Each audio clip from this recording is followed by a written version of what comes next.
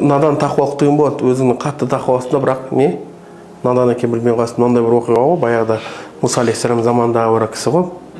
Бір тақуа. Енді ана өліп қалған тышқанды көріп қатты ойланған ғой.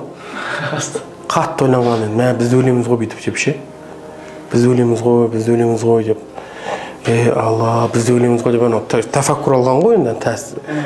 Тәсір ғибрат алған. Енді ана ғибрат постоянно есінде жүрсін деп ана тышқанды неге салып мойнына іліп алады ғой.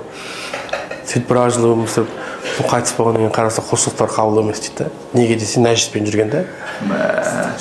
Сондықтан мен бұл кітапта келтіретін бұл оқиғаны жалпы.